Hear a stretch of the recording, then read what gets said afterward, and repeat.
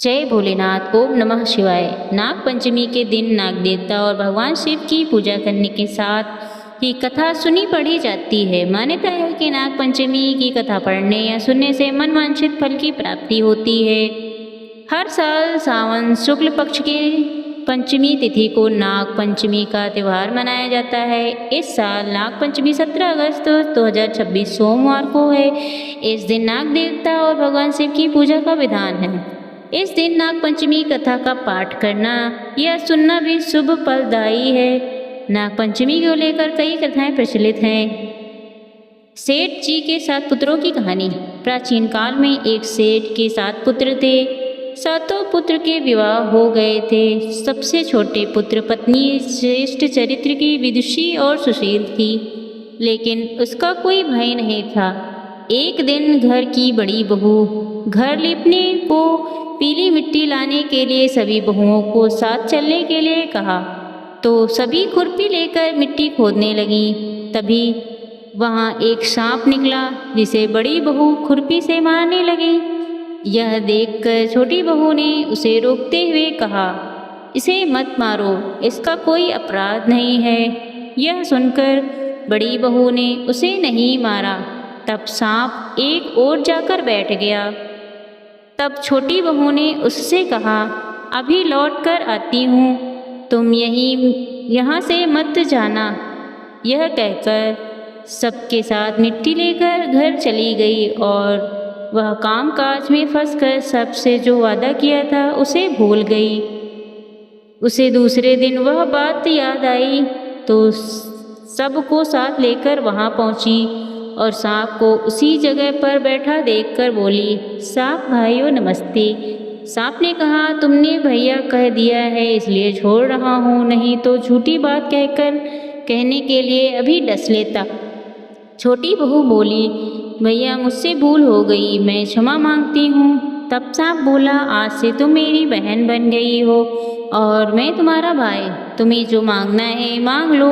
वह बोली, भैया मेरा कोई भाई नहीं है, अच्छा हुआ जो आप मेरे भाई बन गए। कुछ दिन बीत गए। सांप मनुष्य का रूप धारण करके उसके घर आया और बोला, मेरी बहन भेज दो। सभी ने कहा कि उसका कोई भाई नहीं, तो वह बोला, मैं दूर के रिश्ते में उसका भाई हूँ, बचपन में ही बाहर चला गया था। उसे विश्वास दिलाने पर घर के लोगों ने छोटी को उसके पास भेजा। उसने रास्ते में बताया कि वह वही सांप है, इसलिए डरना नहीं और जहाँ भी चलने में मुश्किल आए वह उसकी पूंछ पकड़ ले। उससे कहे अनुसार ही छोटी ने किया और इस तरह से वह घर पहुंच गई। घर के धन धान्य को देखकर वह हैरान रह गई। एक दिन सांप की माता ने कहा, मैं एक काम से बाहर जा रही हूँ, तो अपने भाई को ठंडा दूध पिला देना। उसे यह बात ध्यान नहीं रही और उसे गर्म दूध पिला दिया, जिससे उसका मुंह बुरी तरह से जल गया। यह देखकर सांप की माता क्रोधित हो उठी, जिससे उसका मुंह बुरी तरह से जल गया। तब सांप ने उसकी बहन को उसके ऊपर वापस भेज दिया। तब सांप और उसके पिता ने बहुत सारा धन दौलत आभूषण वस्त्र देकर छोटी को विदा दे किया। इतना सारा धन देखकर बड़ी बहू को ईर्ष्या हुई और उसने कहा कि तुम्हारा भाई बहुत धनवान है, तुम्हें तो उससे भी और धन लाना चाहिए। सांप ने यह वचन सुना तो सब वस्तुएं सोने की लाकर दी। यह देखकर बड़ी बहू ने कहा कि उन्हें झाड़ने के लिए सोने की झाड़ू चाहिए। तब सांप ने सोने की झाड़ू लाकर रख दी। सांप ने छोटी बहू को हीरे का हार दिया था।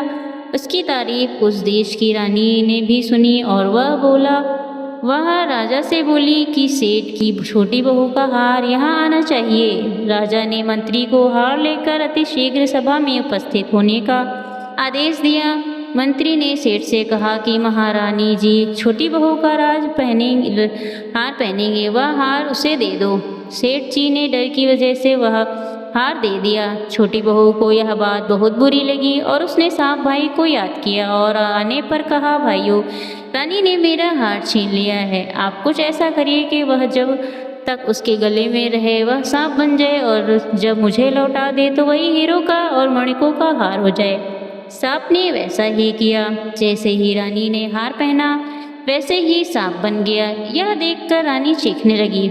यह देखकर राजा ने सेठ के पास खबर पहुंचाई कि छोटी बहू को तुरंत सभा में भेजो। सेठ जी डर गए और राजा के सामने छोटी बहू को लाकर उपस्थित हो गए।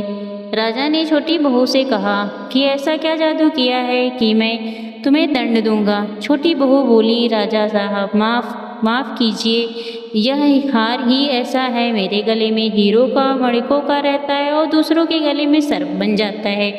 यह सुनकर राजा ने वह हार उसे दे दिया और कहा, पहन कर दिखाए। छोटी बहू ने जैसे ही हार पहना वह हीरो का बन गया।